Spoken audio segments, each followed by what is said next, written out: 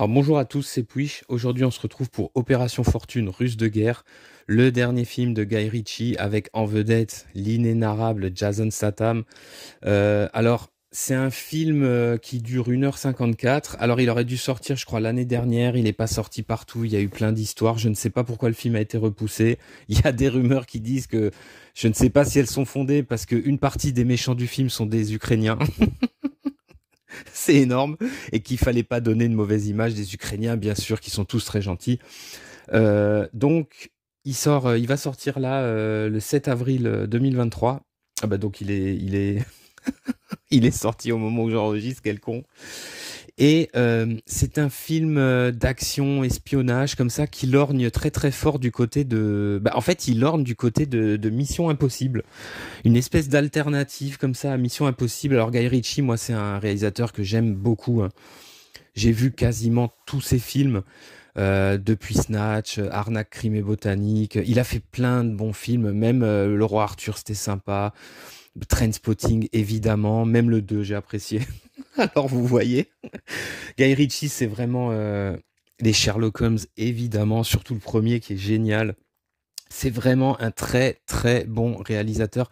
Même si je trouve, alors on y reviendra, hein, je trouve que dans ce film, au niveau de la réalisation, finalement c'est assez plat. Il n'y a pas de truc foufou, c'est assez plan-plan. Il n'y a rien de particulier au niveau de la réalisation, que ce soit les plans, il n'y a rien de spécial. Tout est assez clean, assez propre. C'est bien, ça fait le taf, mais sans plus, on va dire. Il n'y a rien de particulier. Disons que si vous voyez ce film, vous reconnaîtrez pas forcément la patte Guy Ritchie. Alors peut-être que je me trompe complètement et que les vrais fans vont me vont me conspuer en disant t'as encore rien compris. Puis bon, de quoi mais sinon c'est très bien, c'est fonctionnel. Alors de quoi il parle ce film? Alors ce film, c'est un film d'espionnage. En gros, au début du film, il y a un groupe de mecs qui volent une fois de plus dans un laboratoire un truc super important à récupérer pour les Anglais. Donc, le ministre anglais fait appel au personnage alors joué par Carrie Elves, pardon, de Nathan Jasmine.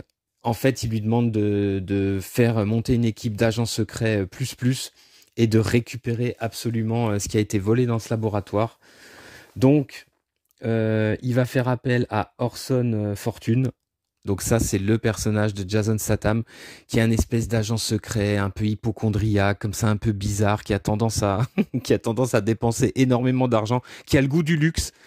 Et donc, il va y avoir tout un tas de blagues au fur et à mesure du film sur ça, parce qu'il fait dépenser un argent fou au gouvernement, au gouvernement anglais.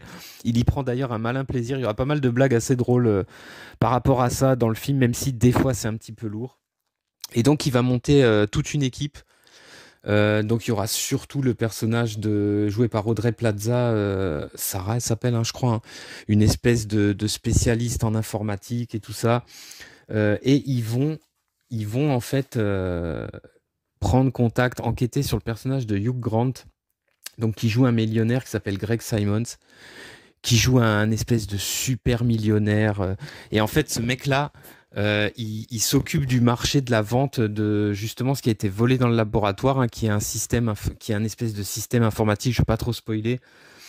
Et donc, pour se rapprocher de lui, c'est trop fort. Ils vont rencontrer une star du cinéma. Ils vont contraindre une star du cinéma d'action, un genre de Stallone dans le film. Donc, Danny Francesco, qui est joué par Josh Hartnett. Ils vont le contraindre en fait à se rapprocher parce que Greg Simons est fan de Danny Francesco, et donc pour pouvoir rentrer dans son cercle privé, ils vont se servir de Josh Hartnett, qui au début va avoir peur, va se dire qu'est-ce que c'est que ce bordel, et il va rentrer complètement dans le jeu. Et donc il y aura tout un tas de situations un peu comme ça avec à la Mission Impossible, avec des trucs avec des piratages à effectuer, se planquer, infiltrer les lieux. Il y aura bien évidemment des courses-poursuites, il y aura des fights avec Jason Statham qui balance des Statham dans la gueule comme d'habitude.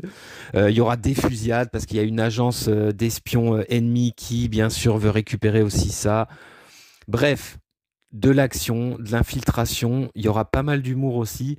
Le casting globalement le casting est impeccable du film. Hugh Grant, il est très marrant en mania super riche, fan à mort de. Alors Josh Hartnett dans le film, il est excellent. C'est dommage, on aimerait même le voir plus. Il est vraiment très très bien. D'ailleurs, c'est un acteur, on n'a pas vu souvent depuis ses débuts avec la chute du Faucon Noir. Et puis il y avait, je sais plus ce qu'il y avait aussi des comédies à la con qu'il avait fait. On l'avait vu aussi dans un tout petit rôle dans Sin City. Il a eu, je sais pas s'il a eu une traversée du désert ou je sais pas quoi. Pourtant c'est un acteur que moi j'aime bien.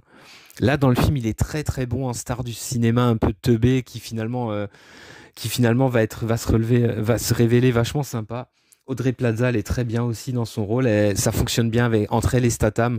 Un espèce de je t'aime moi non plus, balance des pics et tout comme ça. C'est vraiment pas mal. Statham, bah, j'ai envie de dire, il est égal à lui-même. Moi, personnellement, c'est un acteur que j'aime beaucoup. Là, il est pas dans le full action, mais il est aussi dans la comédie, franchement.